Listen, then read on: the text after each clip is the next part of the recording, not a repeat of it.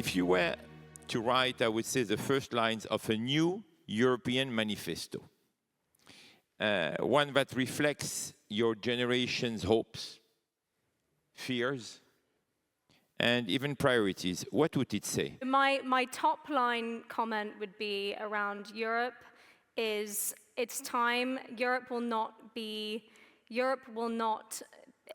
fall to decline. It's a moment where we need to come together and really think about how can we collectively innovate and think about how not to have a reliance on other superpowers. Semil. I will speak for the European youth that I met during my travel and fun like that. I think today we are united by the will to stop to being weak and naive. And we are united by the will to create a true European power. We don't want to suffer the events of the 21st century. Jared, how do you see Europe from America?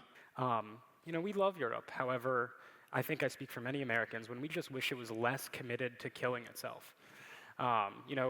We look at the events happening, Russia-Ukraine breaks out, Germany over-reliant on Russian energy, and how does Germany respond to this? They destroy their nuclear reactors. These are decisions that are completely nonsensical and almost look like a country is committed to its own destruction.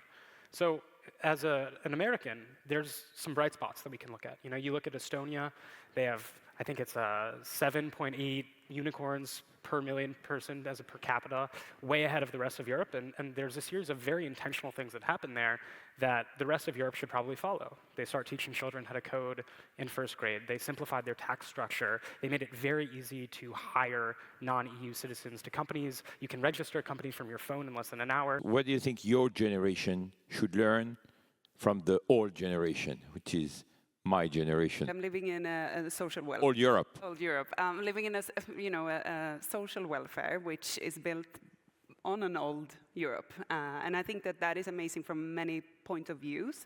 You have a universal healthcare, education, and so on. But we're also then staggering in development, and I think that we did very well again, like in the end of 90s, beginning 2000, when internet, in high-speed internet in Sweden was democratized to everyone. In 2000, 51% of the household had internets at home, and I think that led to a speed of innovation because we had companies that started, for example, Skype that got sold to eBay, Microsoft that allowed for both capital but also knowledge to be reinvested into the ecosystem. And that's how we have built that Nordic very strong scene, even the new Nordic scene on tech and innovation.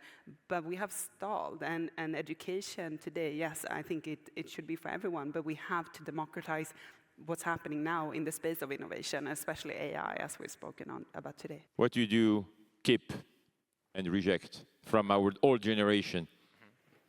I would say, with a single word, that it would be prudence of the older generation. The older generations have seen far catastrophist demolition. I would say human tragedies such as war, greater wars, I would say. And with that, of course, came the necessity of prudence, especially in developing legislation that then sought to uphold the dignity of every European citizen.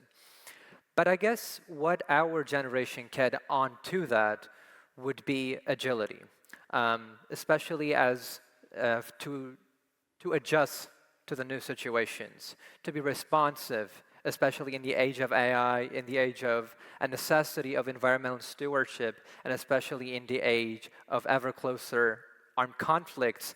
We have to stay responsive without giving up prudence that the older generations developed.